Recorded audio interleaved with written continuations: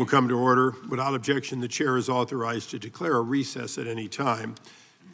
Today, we would like to welcome this hearing on digital copyright privacy. I will now recognize myself for a short opening statement. Today, we're exploring the topic of copyright privacy in a digital era. This is not a new subject. Digital Millennium Copyright Act is more than 20 years old, and yet emerging technologies and emerging threat have in fact caused us to once again have to revisit the threat to this great industry. In 2019, the industries involved in copyright employed nearly 9 million people, contributed at least $1.3 trillion to the U.S. economy. Of these numbers, online piracy is estimated to cost over 200,000 jobs and approximately $50 billion to our gross domestic product. And you might ask, well, if they're in commerce, why is it not in our GDP? Because for the most part, it goes to foreign countries and it goes to individuals who will never pay their taxes. Well, copyright piracy used to be involved in back alley sales of ripped CDs, DVDs, or in my day, the bootleg 8-track. Digital copyright piracy now involves vast amounts of infringing content made widely available on the internet. Much of it is given away for free, but not without a cost. The cost often includes the spyware and, in fact, side advertising that pays for giving away your rights free. Unfortunately, many of these websites, like FM Movies, are hosted on servers that exist outside the United States, currently outside our ability to take them down. This creates unique judicial challenges for enforcement against widespread privacy on such websites. In some cases, these websites are even hosted within foreign governments like the Russian government on military bases and other enemies of the United States. It is vital to understand the important difference between websites that happen to have infringing activities, websites that may host those who in fact do not respect intellectual property, and criminal websites who exist only for the purpose of in fact giving away that which they did not buy and have no rights to. In this hearing, we want to explore possible solutions to the worst, at least a way to minimize the prevalence of this infringing content on these illegal sites. These solutions could include requiring internet service providers to permanently block piracy sites that host only or substantially only infringing content.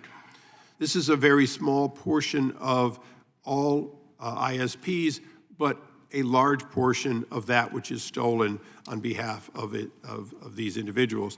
Dynamic site blocking is to address privacy of live sports and entertainment for set periods of time may also be explored. Working with platforms to remove pirated content as soon as possible to better meet the needs of live sports entertainment.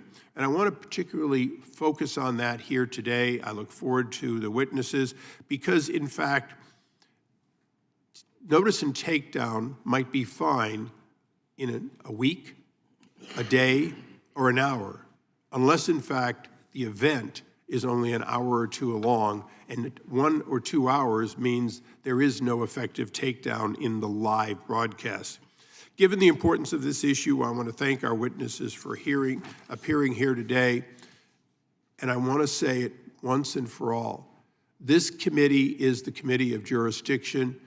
Inaction is not acceptable. We have to find solutions that work for the intellectual property producers, or we will not have the robust industry in the future that we have today. And with that, I'd like to recognize the ranking member for his opening statement. Thank you, Chairman Issa, and thank you for holding this very important hearing. When the Barbie movie premiered earlier this year, it made $155 million its first 3 days in U.S. theaters. Internationally, it earned $359 million that first box office weekend. And Barbie ultimately brought an estimated 9 million new moviegoers to theaters, according to a pre-screening survey done by The Quorum. Industries like the film industry, ones that are reliant on the exclusive authority to reproduce and distribute creative derivative versions,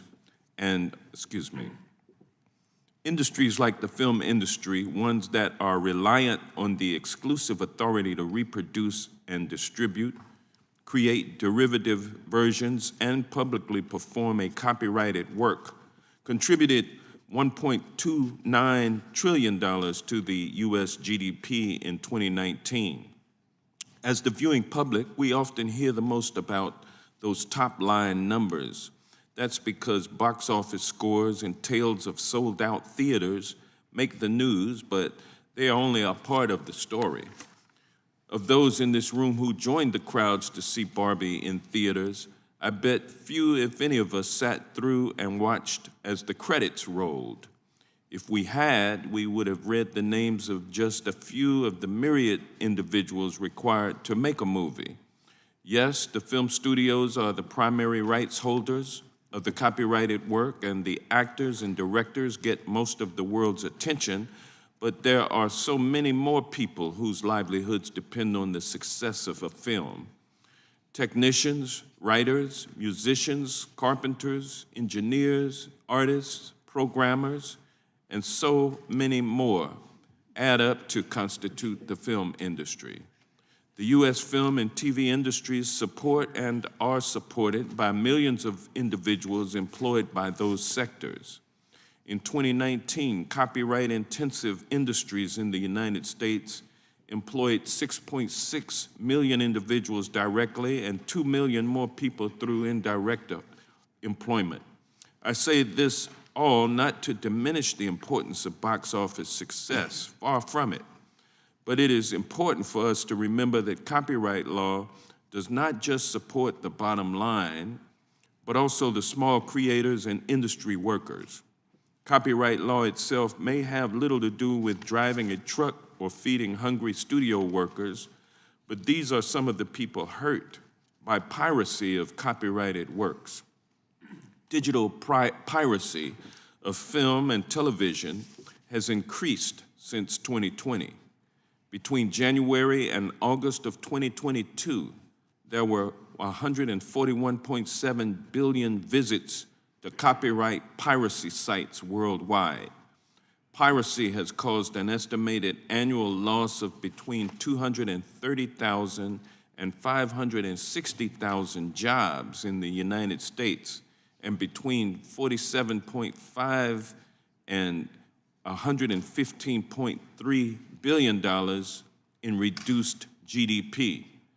These are staggering losses to our creative fields, and they impact not just the stars and studio executives, but the many individuals who work in the industry. When industries cannot afford to pay competitive salaries, students look to different fields. Piracy of copyrighted works is not a new problem. What began as pirated DVDs back in the 1990s became a torrent of files in the 2000s. Torrent files have now become streaming. Today, more than 80% of digital video piracy is conducted via streaming, where copies of movies, television, and other copyrighted content is available in real time over the internet. Congress has acted to protect copyright-dependent industries before. From the moment personal computers landed in homes around the world, we knew content piracy would be a concern. That's why Congress passed Section 512 of the Digital Millennium Copyright Act in 1998 to provide the opportunity to protect copyrighted works on the internet. I'm looking forward to hearing from our witnesses how notice and takedown works today what challenges exist in removing pirated content, and how changes in technology and the internet itself have impacted how we think about copyright protections overall. I would also note that I know the stakeholders are not limited to the people in this room, and when Congress sets about to solve or even examine an issue, we need to look at all the facts and hear from everyone. We must approach any issue before this committee with the seriousness and diligence it deserves. I'm certain that my chairman will do that. This hearing is, however, an important first step to examining the problem of copyright piracy. Finally, welcome to our witnesses. I look forward to hearing from you today and appreciate your willingness to testify before us. I thank the chairman once again, and I yield back the balance. I thank the ranking member. Without objection, all other opening statements will be included in the record. It's now my pleasure to introduce our witnesses. Mr. Richard Gladstein is an Academy Award nominated producer and executive director of Brooklyn College Graduate School of Cinema and president and founder of the motion picture production company Film Colony. He has produced or executive produced films such as The Hateful Eight, Pulp Fiction, the one that all of us know of, The Cider House Rules, Finding Neverland, among others. Welcome. Mr. Rish McKnight, McKnight, is General Counsel of the Ultimate Fighting Championship, or UFC, and Executive Vice President, Deputy General Counsel, and co-head of litigation for Endeavor. In addition to being the UFC's parent company, Endeavor owns and operates a number of other businesses spanning sports, entertainment, advertising, and talent representation. Mr. Matthew Shears. Mr. Shears is the president of the Computer and Communications Industry Association, where he leads its advocacy on behalf of the internet, communications, and technology companies. He is also co-founder and board chair of the Digital Trust and Safety Partnership, which develops best practices to foster a safer and more trustworthy internet. And a returning champion, to use the UFC terminology, Ms. Karen Temple. Ms. Karen Temple is now the Senior Executive Vice President and Global General Counsel of the Motion Picture Association, where she oversees the association's legal affairs, content protection efforts around the world. But we knew her in her previous roles as the U.S. Copyright Office, most recently Register of Copyrights. Prior to leading the U.S. Copyright Office, Ms. Temple headed the Office of Policy and International Affairs. And I want to take just one more moment. All of you are distinguished, but to have somebody who has looked at clouds from both sides now, so to speak, having been so key to determining copyright and how it is to be inherently protected by government, and now seeing in one of the most fiercely competitive areas the stealing of copyright is a real honor, and I want to thank you for all of your service in both roles. And with that, I have to swear you in, and then we can begin. If you'd please rise to take the oath. Raising your right hand, do you solemnly swear or affirm, under penalty of perjury, that the testimony you're about to give will be the truth and correct to the best of your knowledge, information, and belief, so help you God? Let the record reflect that all witnesses answered in the affirmative. Please be seated. We will now begin with Mr. Gladstein. Chairman Issa, Ranking Member Johnson, and distinguished members of the IP Subcommittee, thank you for your invitation to speak with you today on behalf of America's creative community. As the chairman said, I'm a filmmaker and educator. I produce such films as The Bourne Identity, Finding Neverland, She's All That, The Cider House Rules, Pulp Fiction, among many others. I'm currently the executive director at Brooklyn College's Fierstein Graduate School of Cinema, a part of the City University of New York, where we are educating the next generation of diverse storytellers. Film and television production benefits a great many of our cities and states. On average, for each and every day a film shoots, approximately $250,000 is contributed to that local economy. Small films generally shoot for about 24 days, and large ones for over 70 days. Throughout the U.S., our film and television industries employ approximately 2.4 million Americans. These numbers bear out what I have always known in my heart to be true. Creativity is not just an important part of American life, it is a backbone of our nation's cultural and economic strength. Despite being a robust engine for the U.S. economy, our industries have been besieged by digital piracy since the inception of the internet, and we've been fighting these illegal activities with our hands tied behind our backs ever since. I'm not here today to speak to issues concerning fair use or the use of clips from films or television shows, or the ways in which ideas or content are used by others in similar works.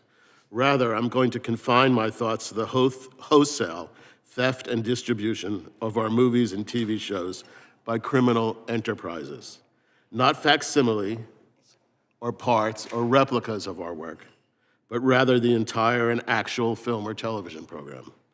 Large-scale piracy operations today are criminal enterprises. They create internet sites that look deceptively similar to legitimate streaming services. A recent study found that as many as 30 million Americans use these illegal streaming services, often without realizing they are doing so.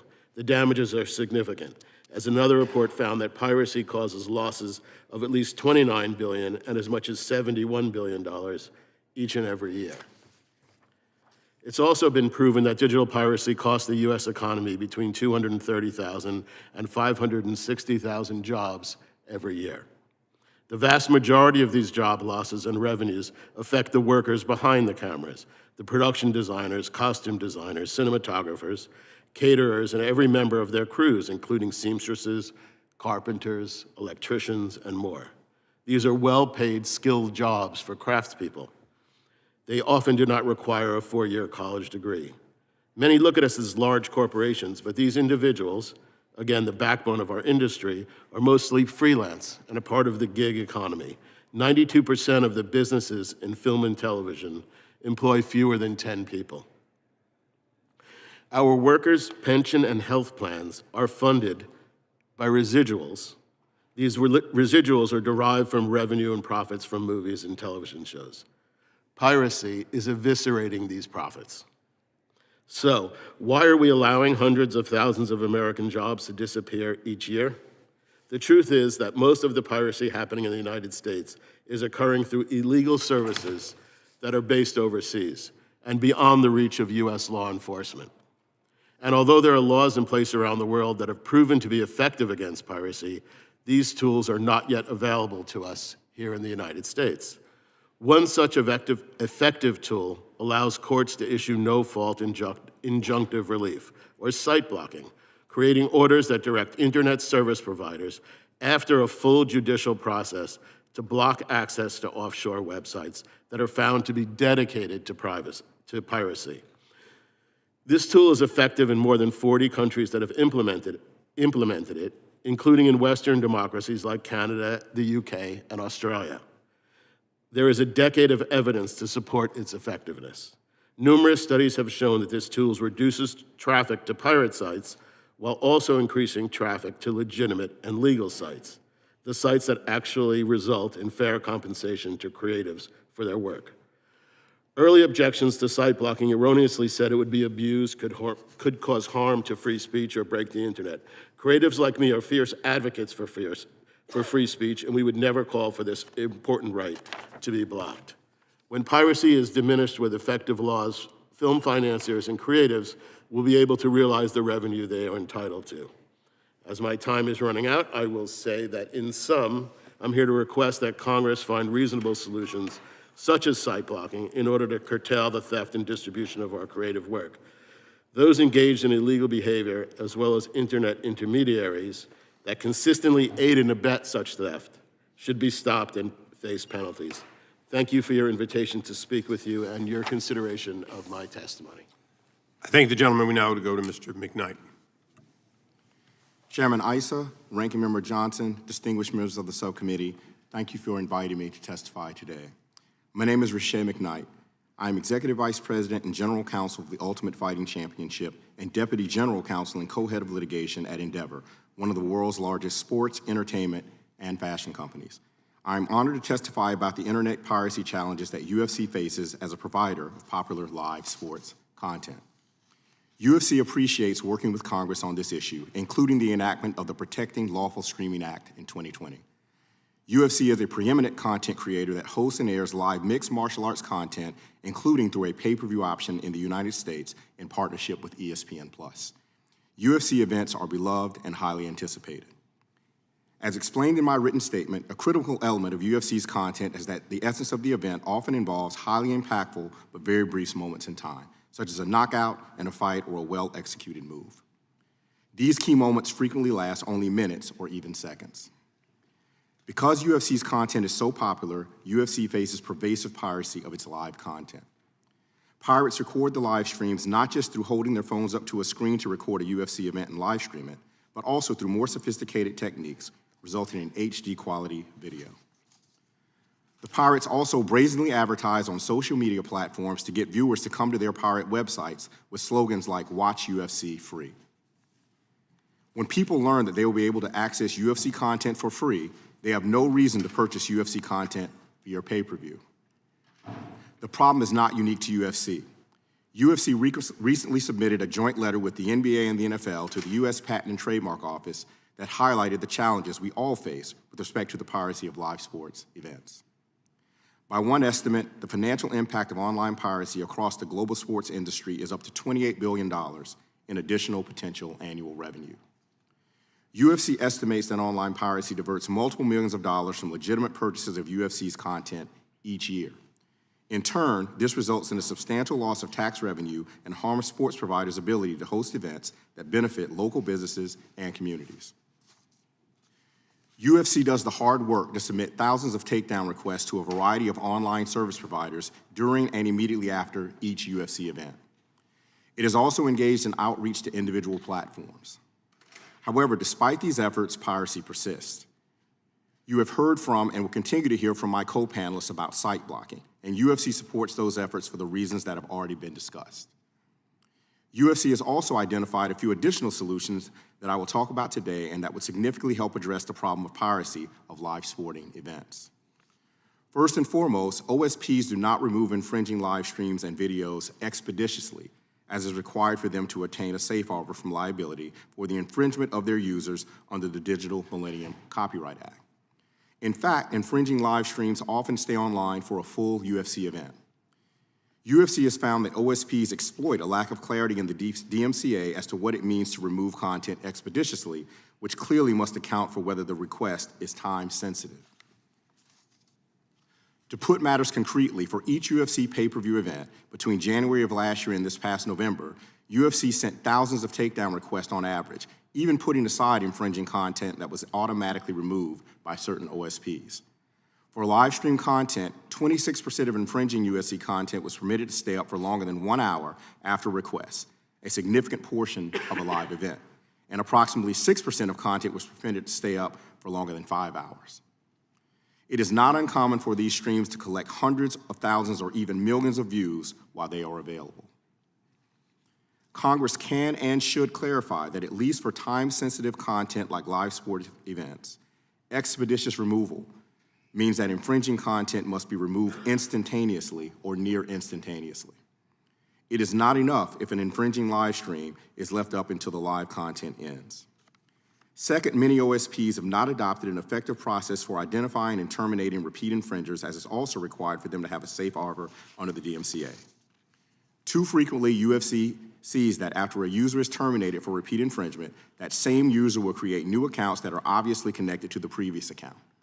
Clarification is needed that a reasonable repeat infringer policy would, among other things, involve account verification measures that prevent the creation of new accounts by the same person and other measures that would limit the ability of very newly created accounts to live stream for a certain period or reach a widespread audience of viewers. We recognize this continues to be an ongoing conversation requiring input from all stakeholders, and we hope to be able to work with you and the members of this subcommittee going forward. I want to thank the subcommittee again for giving UFC the opportunity to testify today.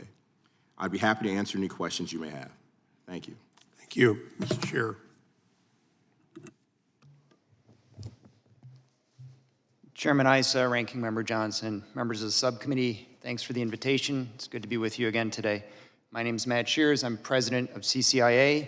For over 50 years, CCIA has been a voice for information, communications, and technology firms. Products provided by our members connect and empower users around the world, enabling work and study and commerce and entertainment for billions. In so doing, the digital sector is a proud and critical partner to the creative industry. Widespread adoption of technology products and services have created entirely new markets for the legal consumption of content, permitting users to lawfully enjoy digital media nearly anywhere at any time, generating more revenue opportunities for creators than have ever existed before. And tech companies are themselves IP creators, spending hundreds of millions of dollars on premium award-winning content and millions more licensing content from others for lawful distribution. As leading providers of content and licensees, they understand well the value of that investment. It is the case that a small minority of bad actors misuse digital tools to infringe IP rights, and the digital sector shares the goal of preventing this. But we must achieve this goal without interfering with legitimate online commerce, communication, and the Constitution. The most powerful tool to prevent infringement is ensuring that consumers can lawfully access the content they want, where they want it, when they want it, on the device they want it, and products provided by American tech leaders are making this possible. Now, in addition, CCIA members regularly engage with rights holders to identify and enforce against infringers, including through extensive content moderation systems that go above and beyond the notice and takedown that's currently contemplated by federal law. Now, automated filtering is not always effective. It relies on third-party input, granular information. It can be misused, and it can result in over-removal and over-enforcement of against non-infringing content and fair use, thus suppressing lawful expression. So automated systems do require human oversight and pairing the right solution with the problem to ensure they function properly. Policymakers should be wary of the proposal for online enforcement that's DNS-level site blocking. This approach involves interfering with the basic architecture of the internet to suppress content. And this blunt instrument of architectural regulation is inherently imprecise. It cannot be achieved file by file or even country by country, but instead disappears entire sites for the entire world. This puts far more speech at risk of suppression, similar to closing the Library of Congress over a single book. So for that reason, DNS-level site blocking is not technically or constitutionally possible to implement, and certainly not without significant collateral damage. My written testimony describes in greater detail the EU's website blocking system, which is littered with false positives, and it provides an instructive example of the unintended consequences of policy. There's little transparency around blocking orders and few ways to determine when content is being withheld from the public by court order. This is why technological experts like ICANN and the Internet Society have strongly advised against DNS-level blocking.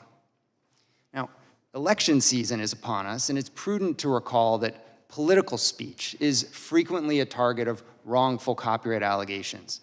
In the last presidential election, multiple candidates were prevented from live streaming their own speeches due to dubious copyright claims, and campaign advertisements are regularly accused of infringement. Whether inadvertent or intentional, this cannot be tolerated in a democracy. So in conclusion, the more blunt the instrument, the greater the risk to expression. So we must calibrate solutions appropriately. Nevertheless, CCIA members are committed to fighting infringement by investing significant resources in new products that give new opportunities to creators and create better responses to infringement. I look forward to your questions. Thank you. Thank you. Ms. Temple.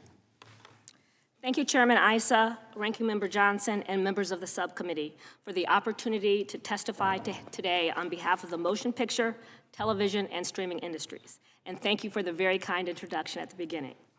The American motion picture and television production industry is the world leader in this sector, distributing its films and TV shows in over 130 countries. In 2021, the enduring value and global appeal of the U.S. movie industry earned $14.4 billion in exports.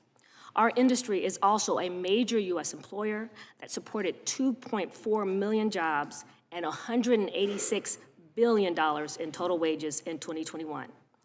The topic of today's hearing is an issue of critical importance to our industry and to the many other industries that are part of the creative sector: piracy of valuable intellectual property. Piracy, of course, is not a victimless crime, as you've heard. Piracy of filmed entertainment costs the U.S. economy $29.2 billion and over 100,000 jobs annually. And it does not just affect big Hollywood studios and megastars. It affects everyone who works in the industry, such as carpenters, electricians, and hairstylists, as well as the businesses, as you heard, most of them small businesses, that provide related services, like caterers, dry cleaners, and florists. In addition, piracy services can directly threaten Americans' personal and financial security, including exposing everyday people to credit card fraud, identity theft, and malware. Take F Movies, for example. It's a piracy website that has been blocked in 16 countries and was referred to U.S. law enforcement more than 4 years ago in 2019. But it is still up and accessible to millions of users in the United States. If you would, please turn your attention to the screens. Anyone can simply type the F Movies URL into their favorite browser today, and an extremely professional and legitimate-looking site pops up.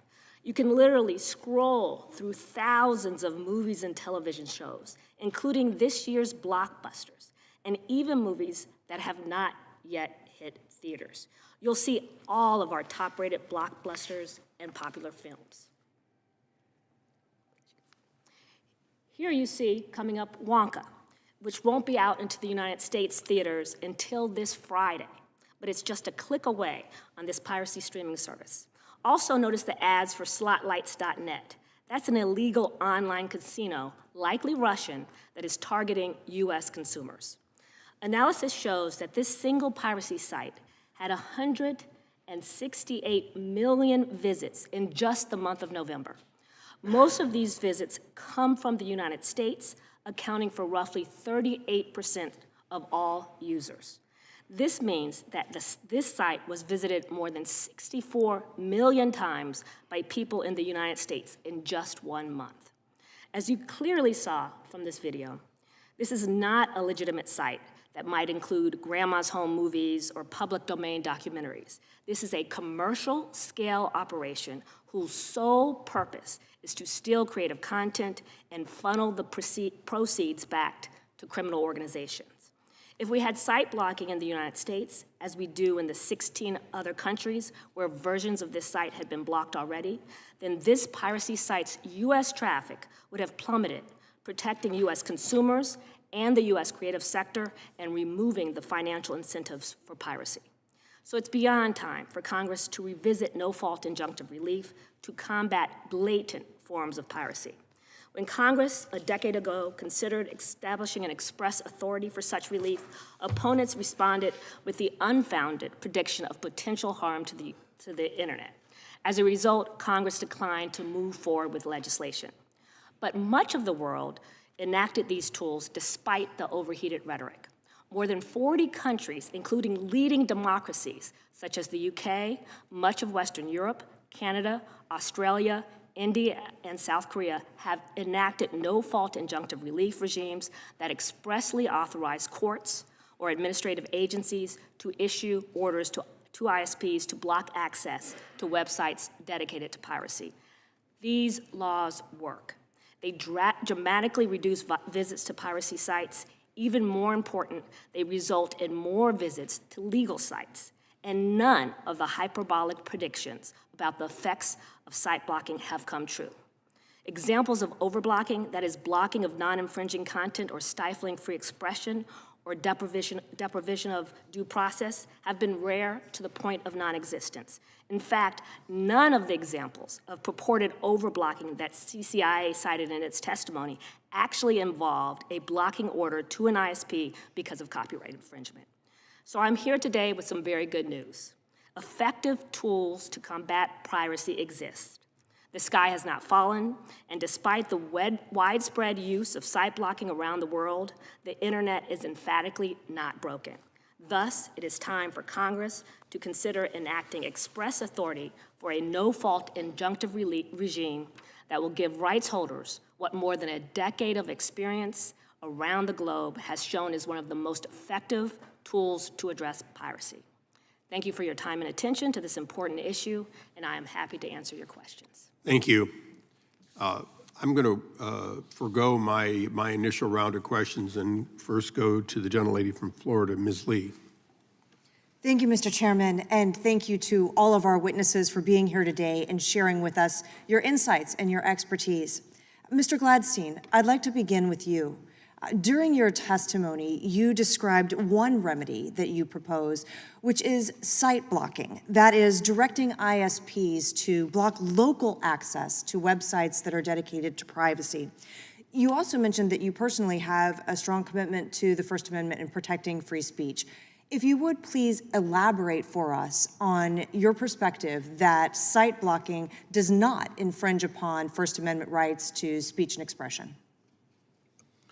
Thank you for your question. I mean, you just were shown a website that is dedicated virtually entirely to distributing illegal programming that they don't own the rights to be disseminating.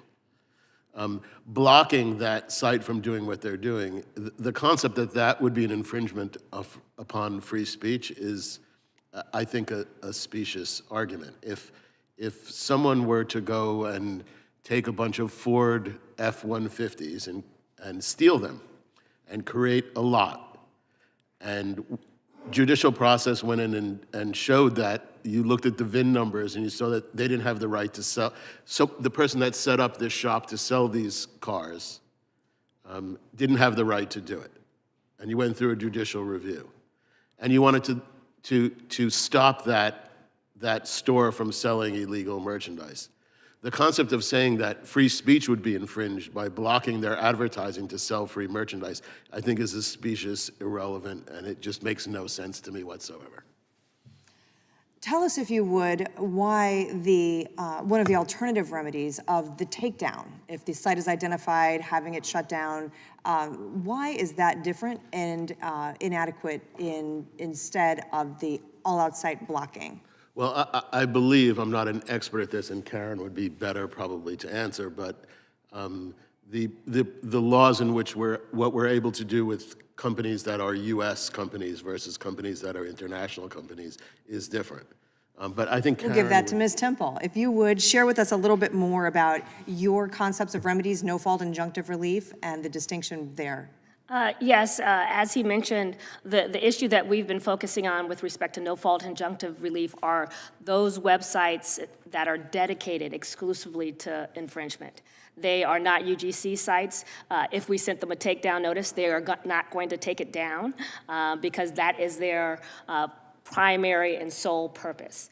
They are also often located overseas, so the DMCA doesn't even apply necessarily to them. So the only way that we can go after those types of sites is through a lot of civil enforcement, a lot of trying to get law enforcement overseas to actually go after the sites. But if we are not able to get law enforcement overseas and we aren't able to find the website operators wherever they may be, then site blocking is the only remedy we have for the United States. And F Movies, for example, is a site where the operators of the site are actually located in Vietnam.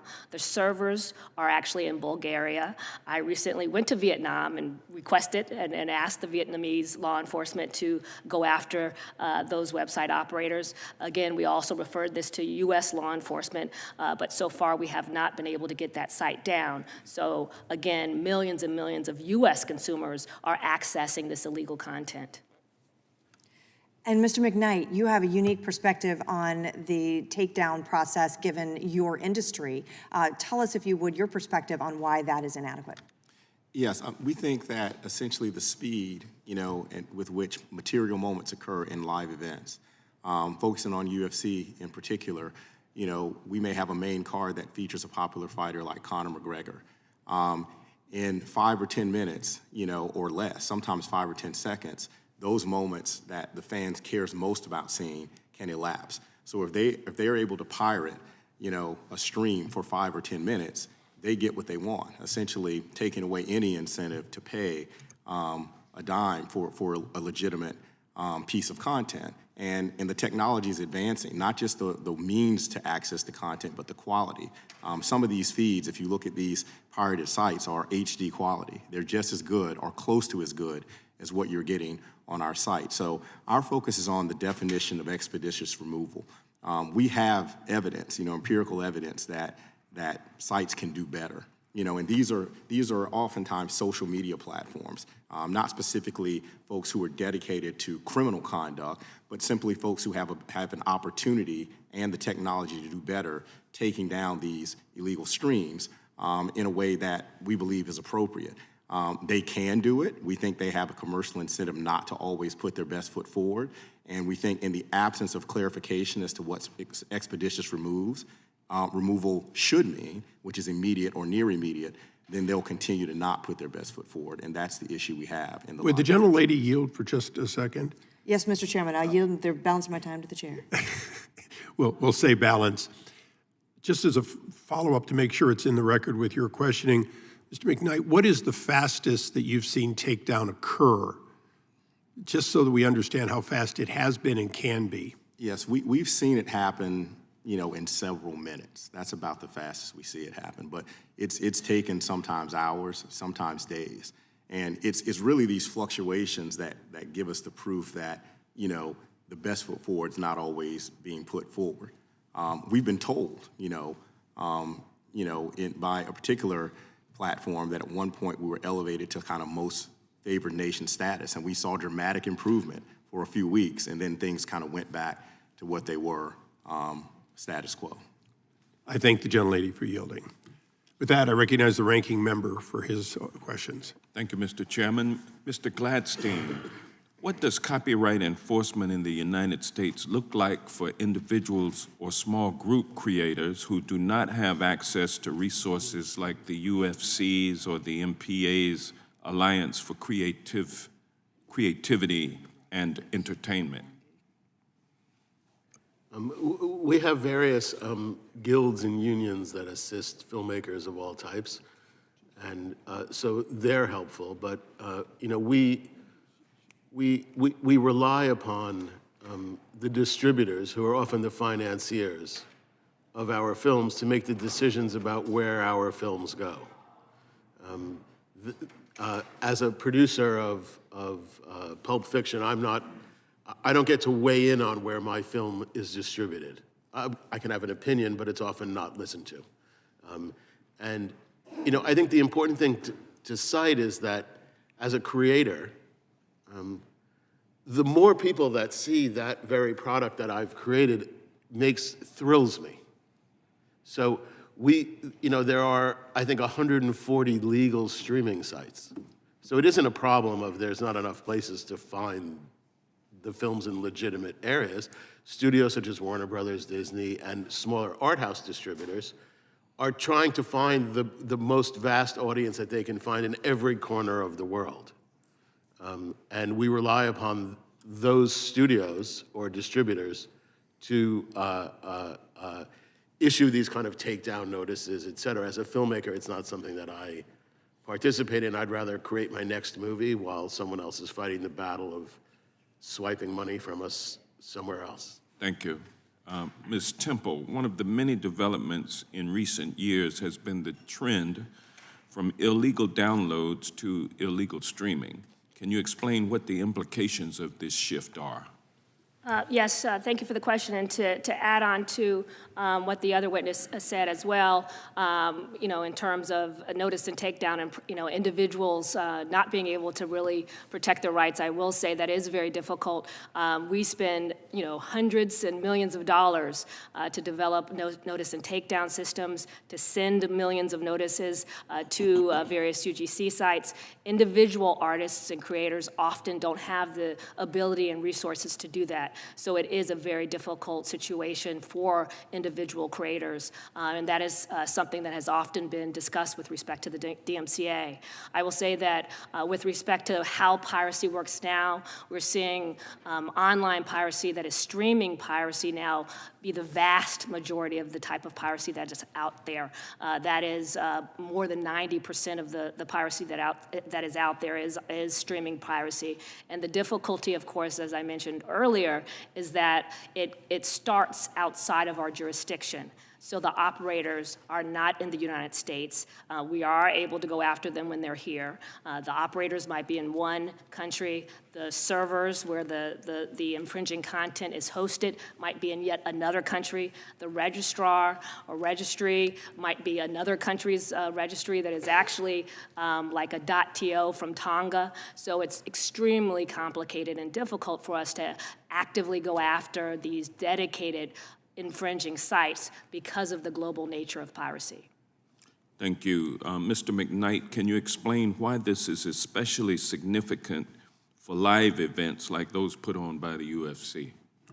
Yes, as mentioned previously, we think that the short time frame with which material moments can take place in the context of live events makes it ultimately important that platforms are putting their best foot forward in taking down this illicit content as soon as possible. It's the proverbial case of justice delayed is justice denied. So oftentimes, if we're getting takedowns in 10 minutes, 15 minutes, an hour, or certainly days, it's too late. The folks viewing the pirated streams have already seen these material moments, and they've already made the decision that if those are available, they're not going to pay for legitimate content. Thank you. The Protect Lawful Streaming Act was enacted nearly 3 years ago to close certain gaps that made enforcement of infringement challenging when it was conducted by digital streaming. What effect has the Protect Lawful Streaming Act had on internet piracy so far, Mr. McKnight? So I think that the passage is certainly helpful. We worked, along to get that passed. We would like to see it enforced because I think that at the end of the day, the true deterrent to folks who are professional pirates, some of which we've been speaking about today, is when they actually see, these laws enforced. So I think it's a huge step in the right direction, and we'd love to see greater enforcement so that, a true deterrent effect can take place in the market. Thank you, and I yield back. I thank the gentleman. We now go to the gentleman from Wisconsin, Mr. Fitzgerald. Thank you, Chairman. Ms. Temple, how does piracy affect the type of films that might be financed or produced? Any opinion on that? Yeah, that's a great question. Unfortunately, piracy does affect the variety of films that might be produced because it costs so much money to be able to produce a film that you want to make sure that film will actually be able to get back its revenue. If a film is pirated, if it's an indie film or a niche film, then the revenue that is going to be affected by piracy will even be lower. So unfortunately, that means that you often might see a few more of those blockbusters and those sequels and series types of films, because those are going to have a large amount of revenue versus being able to have a wider variety of types of films. And it really does, I think, impact minority filmmakers and independent filmmakers because they are not able as much as some of the larger studios to prevent the piracy that is going on. Yeah, so the studios are more or less likely to take a risk on a film knowing that the prevalence of that piracy might be related to the content. Does that Exactly. sound accurate? Yes, exactly. Okay, very good. Mr. McKnight, the area that you've been discussing is fascinating to me, I think to many other people, because of the live stream angle. What financial impact does copyright privacy, do you have any idea what impact it has on the live sports industry per se?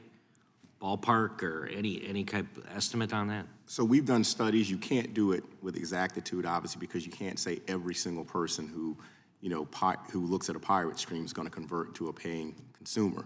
Right. Even if you take very conservative numbers, 1 out of 5, you get into tens, to hundreds of millions of dollars in losses. And as Ranking Member Johnson correctly pointed out, the real problem here is a lot of people view this as victimless crimes, but the lack of these resources aren't just affecting an inanimate entity or the wealthy members of that entity. They're also people downstream. They're the athletes, they're people who work the cameras, people who work in just very basic jobs, like in the production crew, driving trucks and doing things of that nature, all of whom are impacted by this loss in revenue. The other thing I would say is, as someone who, you brought up Conor McGregor, and I've seen a few of his fights, and oftentimes, that results in somebody kind of organizing a party or bringing a group of people together to watch that. And so have you looked at the consumer end of it? Are people aware oftentimes that they may be not on an official site, but on a pirated site? What do people, how do they gauge where they're going to seek their entertainment or a live stream of a sporting event? So I think people are aware. I think the real issue is, like I said, they view it as somewhat of a victimless crime. If you go on, a social media platform, for example, and someone uploads a UFC fight, you go and you click on the link, you don't view yourself as doing anything inappropriate. What you think you're doing is, getting free access to an event you enjoy, and that the wealthy UFC won't miss the money that's they could be obtaining as a result of a legitimate purchase. But when you multiply that thought process by hundreds of millions of times, obviously the dollars get significant, and then you have that cascading effect on everyone involved up and down the stream of producing that event that I had mentioned before. So I do think they know. They certainly know in the case of folks who are going to the professional pirates, and paying cut rates that are advertising sometimes on the social media platforms, essentially saying, don't buy the event from the UFC, come here and get it for free. And they're doing it in ways that I think it's readily, easily to identify that you're not doing something proper. In a lot of commercial settings, whether it be a bar or a restaurant or some place where they're actually using it to kind of bring people to their restaurant or their place of business. Have you guys looked at that angle of it? Is this something that's happening and is a violation? So we do look at that, and we do have commercial licensing agreements with many of these establishments that are showing it at bars and things of that nature, and we have ways to police it when people, are showing it without paying that commercial fee. That aspect of it is actually less of an issue than the individual user going to the social media sites or folks going to these professionally pirated sites where they are, putting these sites up for the specific reason of showing pirated content. Very good. Thank you very much. I yield back, Chairman. Gentleman yields back. We now go to my friend and colleague from California, Mr. Liu. Thank you, Chairman Issa and Ranking Member Johnson, for holding this important hearing. So, Ms. Temple, I have a question for you. You showed F Movies, the online piracy site for movies. If you're in Europe and you typed in that website, would you be able to watch free movies in Europe? No, and the vast majority you would not, because, again, it's been blocked in 16 countries, including most of the EU. So you would not be able to access F Movies in those places where it has been site blocked through the legislation there. Thank you. So, Mr. Schurz, I just went on my phone and went on F Movies, and it's still up, and I can watch Willy Wonka for free without paying for it. Why don't the online service providers block it right now, like today? So I take as described the site that we saw here, though I do have to ask, that might have to do something with why federal law enforcement hasn't taken action against this either. There are, of course, lots of remedies that are available today under existing federal law. Well, I think the reason is because they're based in Vietnam. But you don't have to take it as described. You can just go on it on your phone right now. So I think we should take a step back and recognize that if the remedy that is sought is implemented here, all we're doing is preventing a domain name from resolving to an IP address, right? Right. But I think that's important. So I'm going to ask the members of your organization to take it down right now. So F Movies is so popular, there's a whole Wikipedia site on it. I just read it. It's been in existence since 2016. It was launched 7 years ago. It says what countries have blocked it, what countries have it. Your members can take it down or can block it right now. I'm just asking you to do that because we're trying to be reasonable here. This is such an unreasonable case. It is so clearly online piracy, copyright infringement, and you don't want your organization, your members to be defending something so blatantly unlawful and unreasonable. So I just ask your members to block that site today.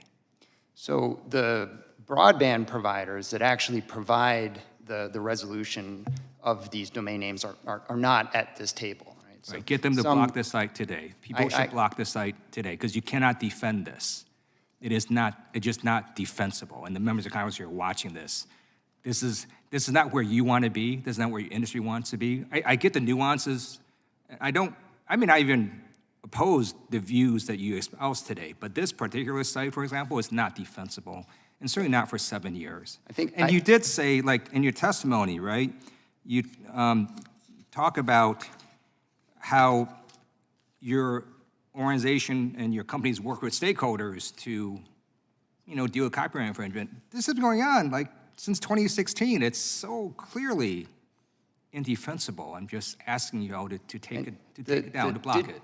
The digital services that are content creators among my constituents are also victims of these sites. They too distribute content online, and their content is also pirated. So this is a broadly shared interest in preventing infringement. And obviously, the best tool for that is to make content as widely available as possible where and when consumers want it. Meeting consumers' needs is So that's very interesting. I know you said that, you put in your testimony.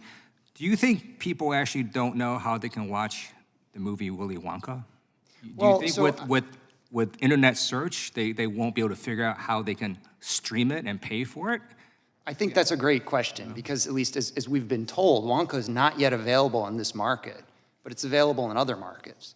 And so we often see that pirates arbitrage windowed releases to try and take advantage of content not being available in one market, and that's why a number of audiovisual producers have gone to worldwide releases. But So what you're saying is that all movie studios, immediately upon releasing a movie, and the movie studios need to also release it, right, online? I mean, is that your solution? what I'm saying is the best strategy to fighting piracy, among many strategies, is ensuring that consumers can access the content that they want to pay for. And we've seen that when lawful services are launched in countries where there is high piracy, those rates go down because consumers, by and large, want to pay for this stuff. They want to consume it lawfully. There's obviously risks to infringing services, and the vast majority of them want to support the creators that they enjoy. So, thank you. So I asked the members of your organization that can block this to block it, and if they don't exist in your organization, I asked the chair of this committee to call in a hearing with a witness that does represent the members that could block this site and block it now. Would the gentleman Yield yield? back. Yes. Go ahead.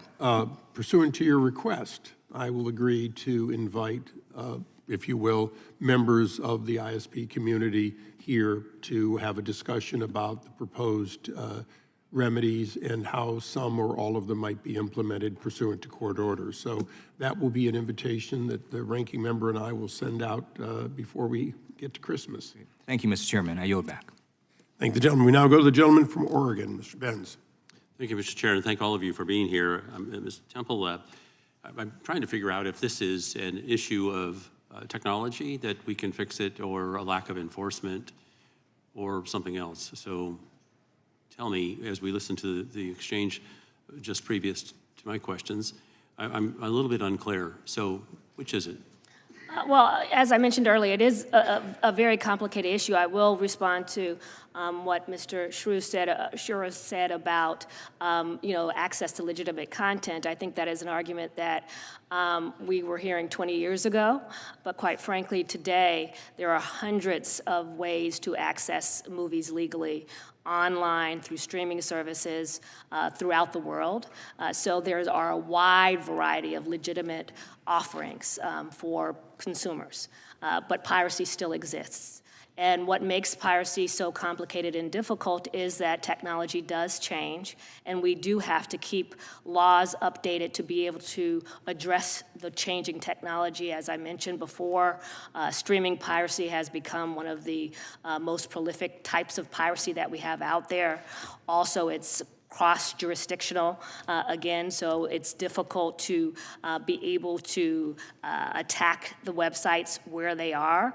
And I think Representative Liu was right when he said that probably the reason that the U.S. law enforcement has not gone after F-movies is because the website operators are in Vietnam. We do encourage law enforcement, and they do work together, but it sometimes takes time and years. And we also went to Vietnam, personally, I went to Vietnam to ask law enforcement to take action, but they have not done so yet. So if we had a solution in addition to the solutions, this is not a panacea. We don't think that site blocking alone is the only solution. We still engage in a lot of self-help, but if we had that additional tool of site blocking, that would allow us to be even more effective to combat piracy today, the way it occurs. Right, well, you take us directly to my question of what we should anticipate should the ISP folk come in. What are they going to say? Well, it's interesting because, you know, in our experience overseas, where this has happened in 40 countries, we actually work collaboratively with the ISPs. So we have had great relationships and cooperative relationships with the ISPs because they understand that this is a process that is not overly burdensome to them. It's a process also that they are engaged in. So my hope would be that the ISPs that you would call in would talk to the ISPs in the 40 countries that have this type of legislation, and they would realize that the type of legislation we're asking for is legislation that works, that's effective, and that provides all of the guardrails and due process, issues that have been raised in the past. We'll see. So let's stick with this for a second. The tools that you suggest, site blocking, ham-handed, not directed. What's wrong with the device? Yeah, I mean, I certainly, those who are not familiar with with legislation and the way site blocking works could say that that is the case, but in our experience for the last 10 years, that is just not true. The way that site blocking works is, in all of the jurisdictions in which we operate, there is a very specific process. First, to assess whether the website is actually dedicated exclusively let me to hop infringement. ahead. Does it on occasion not get it right? In our experience, is it perfect? well, no law is perfect, so I can't say. I'm not talking about the law. I'm talking about the technology. In our experience, as I said, we do not see instances of overblocking or in anticipating a difference of opinion, Mr. Schurz, maybe you can answer the question. Yeah, so I think there are a number of examples cited in my testimony and others that we can provide where these architectural level solutions have gone wrong. Now, if we're talking about this one site that we've seen, and this remedy that's being proposed would only be available against that site, then that's one situation. But if this remedy would be available against any online presence that's accused of infringement, well then, would this remedy be available against campaign advertisements that are alleged to have not licensed their music? I mean, we have to ask against what constituency can this be applied, first of all. And then secondly, what's the potential collateral damage? I mean, it may not be remembered, but 10 years ago, due to miscalibration, I understand, of IT, the digital service Spotify was blocked in this building, right? So mistakes happen, and we need to ensure that the remedies are properly scoped for the problem. Thank you. Yield back. Thank you, gentlemen. We now go to the gentlelady from North Carolina, Ms. Ross. Thank you, Mr. Chairman and Ranking Member, and thanks to all the witnesses for joining us today. When artists and creators pour their energy into developing a product or a creative work, whether it's a song, a movie, a book, an article, a piece of visual art, or anything else, they deserve the opportunity to profit from their work. And digital privacy is theft of that opportunity. It deprives not only the copyright holders, but the individual artists and technicians who have contributed to a product of their to earn their livelihood and be able to profit from their creativity and their work. This is embodied in our Constitution. Ms. Temple, I know you've gotten a lot of questions about how site blocking works. Which countries have been most effective in executing site blocks while also respecting due process? Thank you for the question. I think in our experience, the United Kingdom has been very effective in implementing site blocks, but also recognizing and protecting individual freedoms. Australia is another jurisdiction that has extensive experience in this and has been very effective. They recently, in 2018, did a full review of their legislation to see if it had any negative impacts, and continued on with the legislation because it did not. So those are two jurisdictions that we find to be very, very effective. Just to pick up on Australia, because you cited evidence from studies in Australia that when there were no-fault injunctions, that would encourage a shift to legal channels. Can you tell us more about these findings and how no-fault injunctions affect users' behavior and choices? Yes, thank you. We've done a lot of studying over the last 10 years in which we've been operating in countries that have no-fault injunctive relief regimes, and our statistics and research shows that not only does traffic to the websites that are actually illegal websites is not only is that plummeted, but consumers then go to legal websites. And so we see an increase of between 5 to 12% to legal websites after we block in a certain jurisdiction. That's great. That goes a little bit to Mr. McKnight's testimony. I want to shift a little bit. I represent the Research Triangle area of North Carolina, a number of research universities. And I want to highlight how digital piracy impacts scientific journals and threatens the security of American research. For example, Sci-Hub, an active private website based in Russia, has amassed over 80 million scientific journal articles, often by illegally targeting university websites in the US.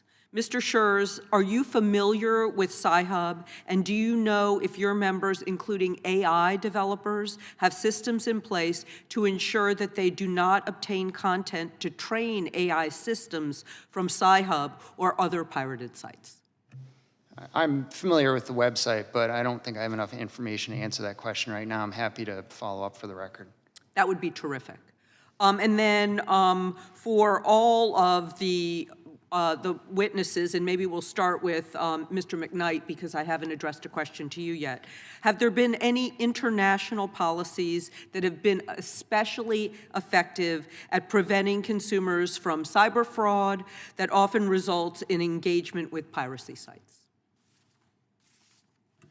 I think, the site blocking that we've been talking about has been demonstrated to be effective in certain countries, at least against professional pirates. I'm certainly not the expert in this area, and we're focusing more on expeditious removal and enforcement here in the U.S., so that's how I would answer from our perspective. Mr. Gladstein, do you have anything to add, and then we can come to the other two? No. Okay. Mr. Schurz? Yeah, I don't know that I have any more to add to that. Thank you. Ms. Temple?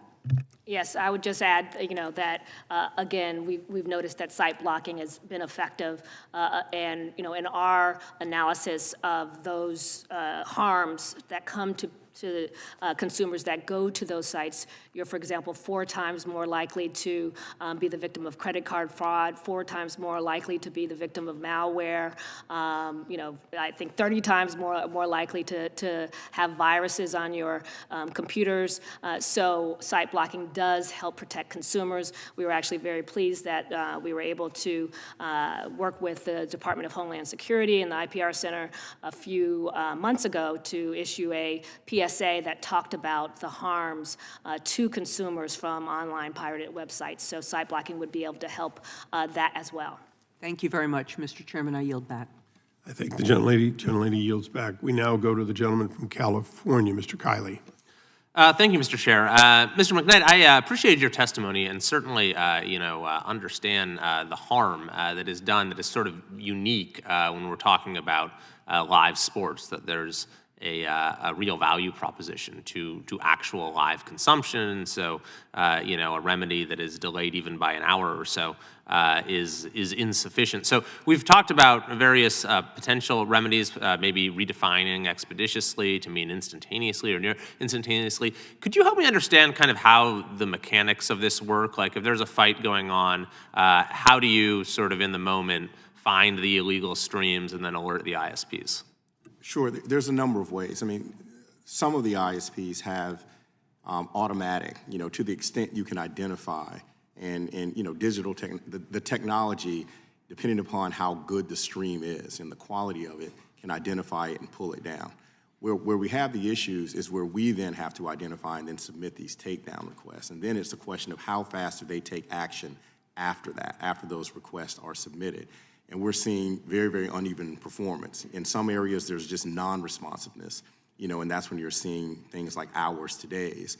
And then with other, sites we've worked with, we've social media platforms that we've worked with, we've seen it happen 7, 8, 9 minutes. It's not terrible, but it's not effective. And most importantly, we know it's not the best they can do because it's been better. Right. We've had conversations and seen things improve, but only momentarily, only to go back to sort of like the problematic practices that we observe long term. You said that the ISPs, if the quality of the stream is good enough, they can find it. How do they do that? How do they? They have technology. Like say, if someone holds their phone up to a screen, depending upon the quality of which that stream is put forth on a social media platform, for example, there is technology that can identify it as a problematic stream and then automatically take it down. Okay. Off of, say, off of a social media platform of your choice. So it's automatic. In other words, the technology identifies this as a copy, essentially, and there's no need for notice and takedown and for a person to approve it. It just comes down. Correct. In those instances where that can be identified. So is there a way to incorporate that technology, even on the provider side, where you could sort of included in, giving us access. Yeah, one particular provider has offered to do that, but many others haven't. But yes, I mean, there are technological potential to develop that type of technology, and some folks have it already. They're just not putting their best foot forward. Look, without making accusations, the natural commercial incentive, if you're running one of these sites, is the more users you have viewing content over your site, the better it is for you commercially. Right? So you don't necessarily have the incentive to put your best foot forward here. And if you look at the law the way it's currently constructed, it's not clear that we have a case that hours isn't expeditiously, or that even a day isn't expeditiously. The point we're making is if you're dealing with a live event as opposed to something like a movie, and there are other issues there that have been explained well by my co-panelists, that isn't expeditiously. It's definitionally not expeditiously not to take down something after it's already over. Right. In effect, the commercial value of is gone. I mean, is there any way to, I think there is a way. You could, with the technology where sort of it can just be scrambled or whatever, so you don't have to have an act of taking it down per se. It's just that it doesn't actually. I don't know, Mr. Schurz, do you want to weigh in on that as well? Maybe you have some technical expertise. So, I'm just trying to understand the nature of what's available technologically so that can inform the best solution from a policy perspective.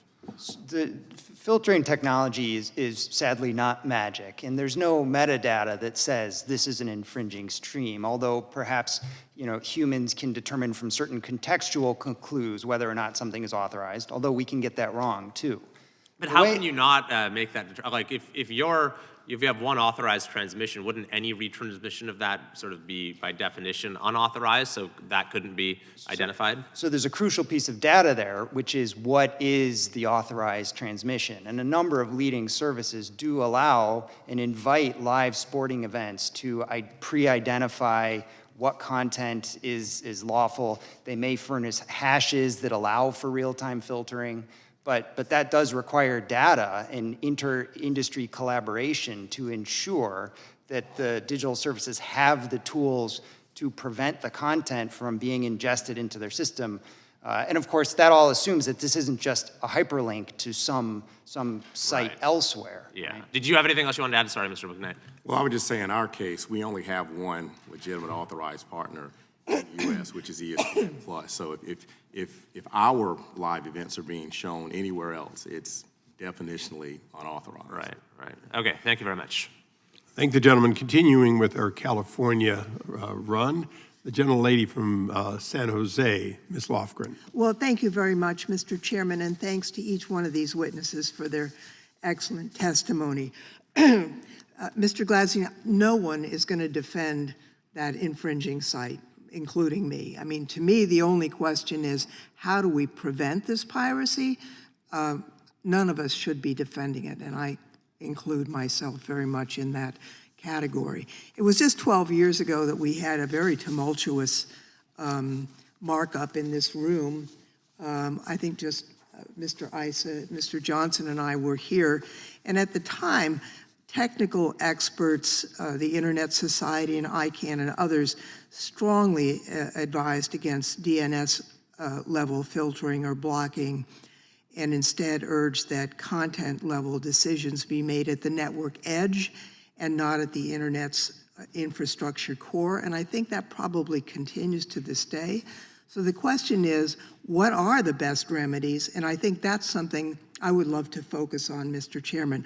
One of the things that I'm interested in is when we've done a number of laws to help on this, I'd like to know how they are being administered by those charged with enforcement. For example, the Copyright Claims Board has the ability to take action as part of the CASE Act, which I supported. I don't know how that's going. I would like to know that. Obviously, that's not the major studios. Federal prosecution under the Protecting Lawful Streaming Act of 2020. What's been done on that? Has the DOJ brought any cases? I would like to know about that. The National Intellectual Property Rights Coordination Center, led by Homeland Security, is supposed to help with the Protecting Lawful Streaming Act. They have a center there. How is that working? I would like to know that as well. One of the concerns, I think that we're missing the boat, frankly, and I thought so 12 years ago when we had this tumultuous markup. These piracy sites would not exist if they weren't lucrative. They're making money, and that's why they exist. There are problems in terms of the effectiveness of trying to block IP addresses. There are technical issues that the internet engineers brought to a head 12 years ago, but there's no technical problem in preventing the funding. I mean, if you can't, if the credit card companies are going to be told they cannot process the funds for a variety of sites, these sites will go away. Now, there is a problem internationally, but the Open Act that I supported would have made the copyright trademark infringements an unfair trade practice and would have brought in the U.S. International Trade Commission as a partner in this. And I think even though sometimes we are not happy with their level of concern and sometimes they go in the wrong direction, it is a hook, actually, in terms of going abroad with the financial services component of this. To me, the answer has always been cut off the money and this will go away.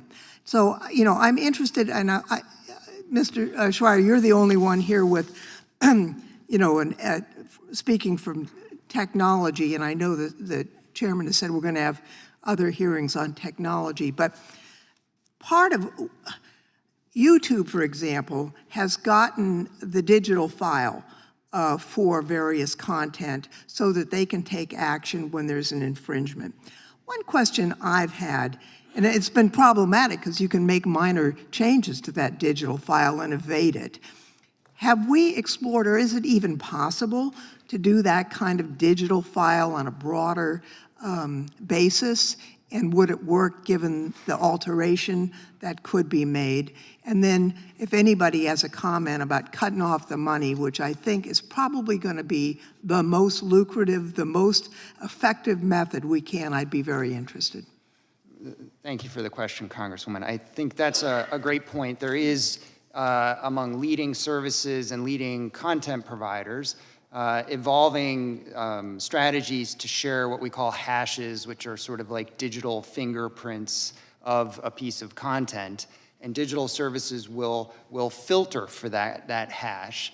And that's used both in the copyright context and outside of it. And it's a very effective way to intercept at the point of ingestion content that should not be in a particular place or should not be available for any number of reasons.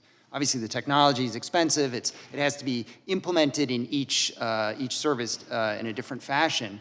But it is a very effective way to solve these problems at the front end, but it requires a lot of intersectoral cooperation. Mr. Chairman, I see my time has expired, but I would invite the witnesses. I'd ask the unanimous request that the gentlelady have one additional minute. Without objection, so ordered. Thank you. I would just invite each of the witnesses to comment, even after this hearing, on the concept of denying access to financial rewards through the financial system, the credit card companies and the like, how we might work together to explore that. I know that, we've got just a few minutes here, and it's a deep subject. I would love to make this impossible to profit after. May I make a quick comment? Sure. One of the issues with following the money that might not service this issue as well as you've just stated, quite frankly, is that many of these sites don't charge the customer anything to be able to watch that film. So what Netflix or Apple or anyone is competing with is the free dispersal of the product. The way in which those sites are making money is from advertising and from selling malware that they get from those that go onto their sites. Right. So we'd have to go after the advertisers as well. So the consumer isn't using their credit card. They're just hitting a button. And the technology is such that the programming that they're watching doesn't look like someone sat in the back of a theater with their iPhone and copied the movie. It is a digital copy of the film that looks exactly like the film I just made. I couldn't tell the difference between the version that's on F-Movies and the version that's on Netflix. So and also Bitcoin is used often now. Right. There's various other ways in which these folks doing this illegal activity is doing other illegal activity and benefiting from those that are going onto their sites. So merely the credit card is not a solution, I don't think. Not all of it.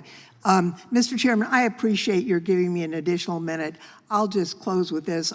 I hope we don't get into another tumultuous, dysfunctional technical fight as we did 12 years ago, but I do think we have a lot of opportunity to look at enforcement, including DOJ, including potential financial cutting off, and I think the gentleman's testimony is enlightening, and we could spend a lot more time getting into this and maybe getting some real results. So I yield back, and I thank the gentlelady. Those 12 years ago, the names SOPA and PIPA were bantered around, and we thought that was going to be a solution without any debate. I can promise the gentlelady that we are going to invite all the parties. We are going to go through a process that at least makes sure that all facts and capabilities are known before any legislation goes forward. I have a history with several here on the dais of fighting against our own chair at the time and ranking member and against the Senate, and we won. But unfortunately, the content producers do not have a solution, and so I want to find justice at a fair rate, something that you and I fought against more than a decade ago, but we know we still need to protect the content producers, and so I look forward to working with it, and I promise an open and transparent process. Very good. I now thank the gentleman from Virginia for his patience and yield him. Let me tell you, Mr. Chairman, thank you for the time, and I want to thank the gentlelady from California, because I wasn't here 12 years ago, but I was here 25 years ago, but I was sitting back there and watching the DMCA debate and watching the Telecom Act debate. And so this is fascinating for me, and I appreciate the gentlelady's expertise and all her work. If the gentleman will yield, I'm I happy think to. the chairman, former chairman, and I may be the only members of this subcommittee who were here when the DMCA was approved, and obviously the technology has changed since that time, and so I appreciate your reference. It has, and I want to start by agreeing with the gentlelady in her comments about DOJ. And in 2020, only 4 criminal copyright cases were charged. In 2021, only 5 were charged. Only 3 were charged in 2022. So we've got a ways to go, and I would like to have DOJ here and have the opportunity to get into a discussion with them about this issue, because there are so many different issues with DOJ that we have to discuss that it's a challenge to cover everything you need to. And with this topic, I think having a specific hearing regarding the lack of prosecution would be helpful. But I also want to address your comments about the technology. You said 12 years ago that changes in technology might not be all that significant, but when you're talking about the internet, I mean, 12 years is a lifetime. And I would guess that there have been changes in technology that may make site blocking more feasible, more effective, maybe more targeted. Ms. Temple, can you comment on any of the technological developments in that area? Yes, I think the main thing that we have learned over the last 10 years of working with these laws with ISPs is to work, again, collaboratively with them and provide them flexibility in terms of the use of technology. I know that there's been a lot of talk about, DNS level blocking, but that's not the only type of blocking, and that's not even the primary type of blocking that we're talking about. So when we, ask for site blocking orders overseas, we work with the ISPs, and they have flexibility in the law in terms of utilizing the most effective and most efficient and least burdensome type of technology, whether that is DNS blocking, IP address blocking, URL blocking. So that is one of the things that we found to be one of the most effective ways to accomplish it, is to work collaboratively with the ISPs and allow them the flexibility to determine how they will actually implement blocks that don't negatively affect networks. Mr. Schurz, I'll give you the opportunity to respond there and talk about the technologies that are used. It's critical to think about I'd say the first question we have to ask is at what level of abstraction are we solving this problem? And I'd say throughout the digital sector, there's an interest, a desire, an urgency about responding to piracy, because in many cases these sites are dangerous. Of course, there's a lot of content interests within the digital sector, so everybody agrees this is a problem. I want to go specifically to the technology, though. Right. So as to the technology, if we're talking about broadband providers at the architectural level, I should make clear, those not principally my constituents, and I don't want to speak for them. I am aware of, and my testimony cites a number of problems with that. For digital services that are at the edge of the network, they, of course, comply with the Digital Millennium Copyright Act notice and takedown, and many go above and beyond that and do allow even live events to pre-identify URL level filtering to ensure that URLs don't resolve. How many takedown notices do CCIA members who operate content platforms receive in a given year? I don't have that at my fingertips, but the number is in the millions, if not the billions. Okay.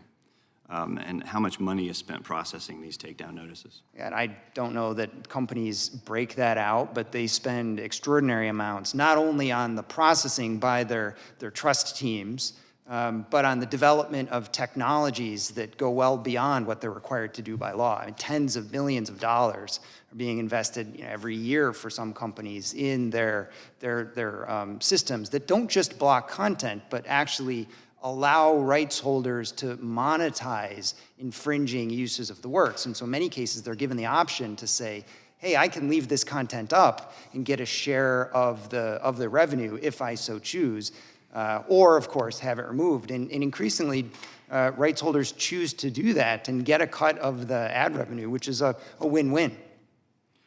Mr. Chairman, my time's expired. I'd just like to note that this hearing's focused on audiovisual, but copyright piracy impacts several industries, from movies to music to books to publishing. I'd like unanimous consent to submit a comment for the record from the American Association of American Publishers regarding the online copyright. Without objection, so ordered. Thank you, Mr. Chairman. And if the gentleman would yield, I would share with you that I was not here in 1998, but I was chairman of the Consumer Electronics You were paying Association. attention, yeah. So we were paying close attention and working closely, if not collaboratively, Mr. with Chairman, the MPAA. I do see a lot of familiar faces who might have been on this side of the dais, whether staff or otherwise, out in the audience, and they may be a little grayer and a little more wrinkled, but they are recognizable today. And just as interested.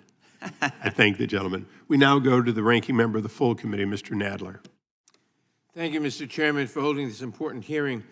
Mr. Chairman, not only do the creative arts serve to entertain and educate us, but they also support industries that contribute billions of dollars to the economy every year. Those industries exist because of the audiences that buy their final product. We as consumers want the inspiration, emotion, and diversion evoked by artistic expression. In exchange, we are expected to pay a fair market rate for those products, no matter the format in which we consume them. Intellectual property laws, including copyright laws, exist to foster creativity and innovation. They are a promise that with hard work and a lot of luck, you can monetize your imagination. But no technological changes challenge that promise like the advent of the internet. Even as technology helped us discover art beyond our small corners of the world, it made those creations easier to steal and thus less lucrative to produce. Copyright law is nothing without the ability to enforce those ownership rights. And it was with this reality in mind that in 1998, when the internet was still in its infancy, Congress passed the Digital Millennium Copyright Act, or DMCA, to protect copyrighted works online. But even with that landmark law in place, copyright piracy is still an issue that threatens industry stability and artists' livelihoods, and the problem is growing larger each year. I appreciate the opportunity to examine the issue of piracy, but as we consider any potential solutions, we should make sure we're looking at the problem not as it existed 25 years ago, but as it exists today. Copyright piracy now encompasses broad cybersecurity concerns, artificial intelligence considerations, and distribution changes like streaming services. Any action we contemplate must be flexible enough to stand not just the test of time, but also changes in technology that we cannot possibly imagine. Artists and content creators deserve to have their works and industries protected from illegal online piracy, and I'm grateful to Chairman Issa and Ranking Member Johnson for giving this issue the attention it deserves. With that in mind, I have a few questions for our excellent panel of witnesses. Ms. Temple, could you please help clarify the differences between IP address blocking, DNS blocking, and dynamic site blocking? When and how are each of these remedies useful? Yes, thank you for the question. As I mentioned earlier, in most of the jurisdictions in which we operate, the site blocking order that is issued is flexible. So the ISP is just ordered to block access to the site, and the actual way in which that is done is up to the ISP. They might use DNS blocking, they could use IP address blocking or URL blocking. In most cases, it's usually either DNS or IP address blocking. With respect to DNS blocking, it's typically, imagine, I guess, sending an envelope through the mail, and you have an address that you're looking for, and the ISP, the access ISP, is going to need to look for the address of pirate.com, for example, because they don't know the specific IP address, so they have to go to a DNS resolver and get the actual physical IP address, the 123.1.2.3.4.5 address for the website. And so in DNS blocking, the access ISP knows that they should not be going to look up the IP address for that site. Instead, usually they just disregard the request to go look up that site, so they can't get the address to that website. IP address blocking is similar, but it's looking at the IP address.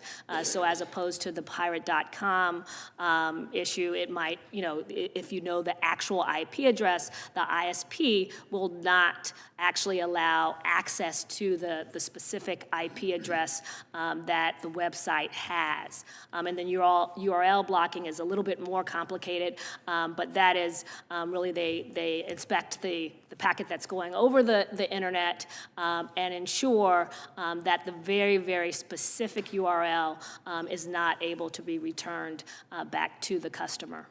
Thank you, Mr. McKnight. One of the primary challenges of enforcing anti-piracy laws is that the source of most pirated content is overseas. Could you please explain why this is significant and what policies, if any, can improve identification and enforcement of overseas actors?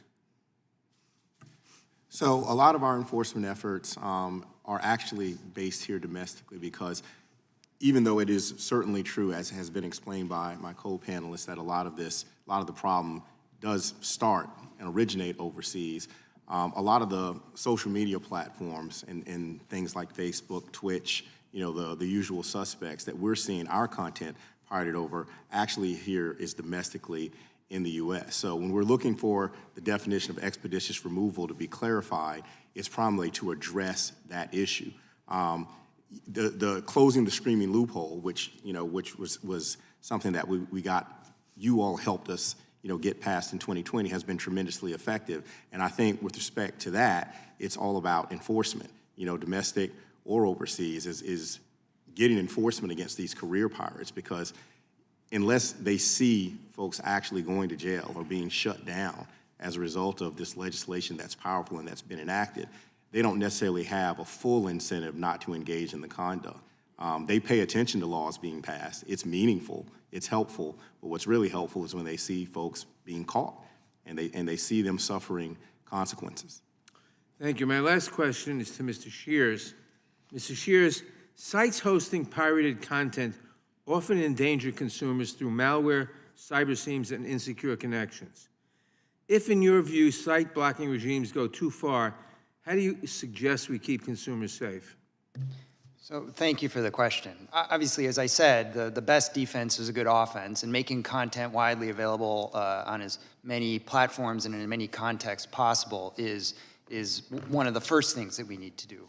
Once we've moved beyond that, we need to look at inter-industry collaboration to ensure that digital services have the granular data and metadata about content to meaningfully pre-identify, for example, in the context of live streams, that something would be infringing, to filter upon ingest, and obviously strike arrangements such as those that I described earlier, where in some cases rights holders can choose to monetize instead of simply prevent. So there's a lot of options available. And then, of course, we have the existing panoply of remedies that are available under existing copyright law: statutory damages, actual damages, all the extrajudicial relief that's available under Section 512, to say nothing of technological protection measures and small claims. There's probably more remedies in the Copyright Act than many of our other IP laws. So we have a lot of robust tools at our disposal. There are many arrows in the quiver that we can use. To be clear, we're only raising concern about one specific arrow in one specific context when we raise concerns about DNS-level site blocking. Thank you. Mr. Chairman, I thank you for your indulgence, and I yield back. You have always granted me similar indulgence. I thank the former chairman and ranking member. Now for me. Mr. Shears, I've found it interesting that one of the things we haven't gotten too much into is Mr. McKnight's question. From your knowledge, technical knowledge, forgetting about how something is blocked, when Mr. Knight puts in a notice and takedown, is there any reason that it should not be able to be done in single-digit minutes, as it sometimes is, or even faster today, based on technology? So the ability of a given service is going to respond to takedowns is going to vary depending on the context, the nature of the work, the scope of the takedown. It's not uncommon for a rights holder to submit millions of URLs, some of which may not be accurate. And because every takedown does terminate access to expressive content, there are consequences for getting things wrong. And so I know many services are instantaneous. A lot of services that allow rights... Wait a second, I didn't ask that question. I only asked, is there any technological reason that it can't be done instantly? When access to content is terminated, if you remove... You're getting into the ramifications. Maybe I'll clarify my question. If we, I think, can all agree that the technology using AI is available for Mr.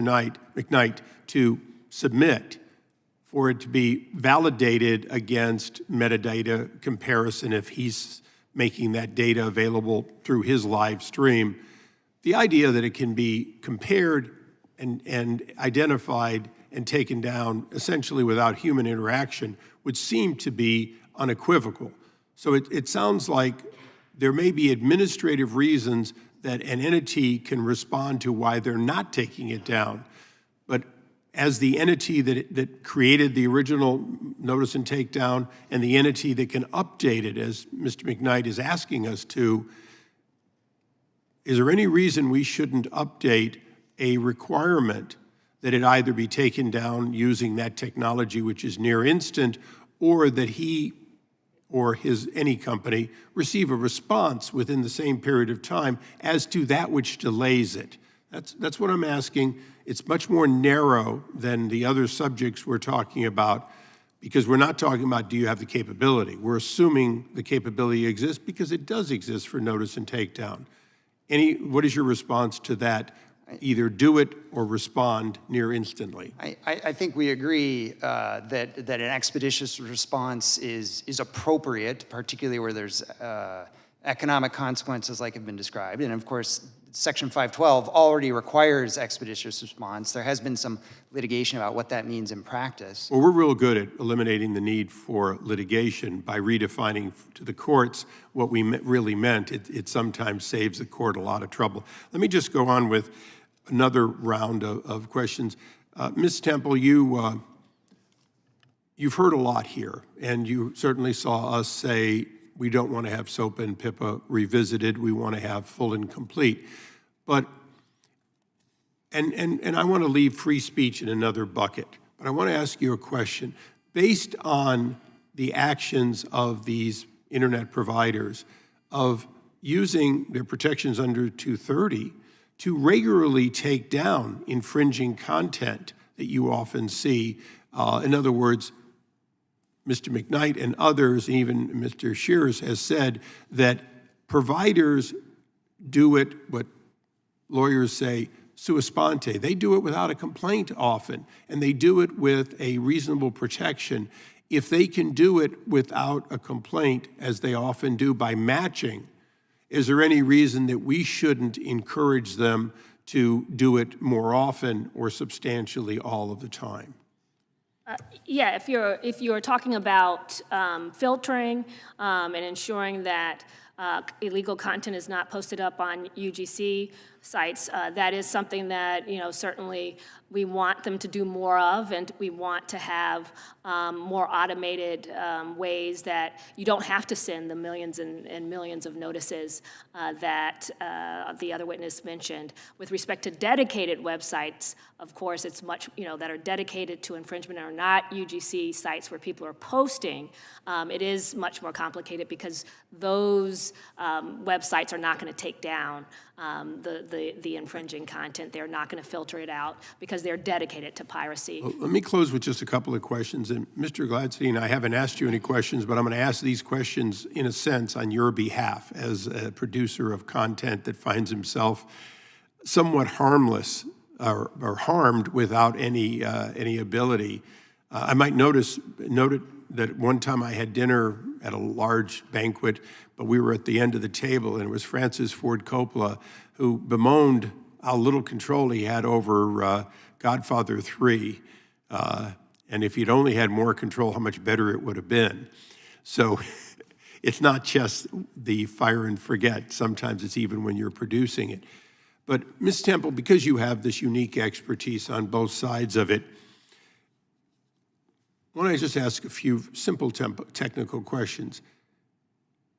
to the best of your knowledge, when somebody imports a tangible product that violates IP rights, including patent, trademark, copyright, does the U.S. Customs have the authority to stop it? Yes, it does. And when a court or the ITC issues either an exclusion order in the case of the ITC, agencies have the ability to use their powers to stop the importation of those products. Yes, yes, they do. So today, as a closing question, aren't we just talking about finding the equivalent of what for 200+ years our customs and other agencies have done when there is due process and entities such as Article III courts have reached a decision? The execution of that protection is done by our government or on behalf of our government by orders to those who participate in bringing things into the United States. Yes, I would agree. That's a very similar process. So as we invite the Department of Justice, which was suggested, and as we re-invite those who chose not to be here today, those who can talk to us about, and Mr. Shears, I appreciate your expertise, but I want to have more of those entities in here to talk about what is technically possible, not just what is technically difficult, because it is this committee's jurisdiction and this committee's decision that which we protect through our ports of entry when a DVD comes in bootleg, we must be able to protect on the internet. If we do not have that ability today, it is our responsibility to create that ability. And I want to close by just making one statement. I know there have been good faith negotiations that have gone on behind the scenes. I have been told that those negotiations broke down to a certain extent because of hold harmless questions in our very litigious society. It is also the jurisdiction of this committee, at the full committee level, to provide that type of protection. So let's be clear that in getting it, I'm aware that if you get a court order and Customs seizes DVDs coming into the country, everybody's held harmless. There is, in fact, a government right to do so, and all you can do is maybe get your DVDs back later if there was a mistake. You don't get to litigate against the person who brought the claim in court. What is possible in the tangible world, I want to put on notice those that we're going to have in follow-up. We want to find a solution in the internet world, and we will not quit under this committee, and including my ranking member to my left and my full committee ranking member also to my left, until we do so. And with that, I want to thank our witnesses, and I want to thank all those in attendance who often represent people who did not speak here today. With that, we stand adjourned. Oh, I'm sorry. All members will have 5 days to issue questions, and I would ask the witnesses, would they respond to written questions if they receive them? Yes. Thank you. With that, we stand adjourned. Thank you.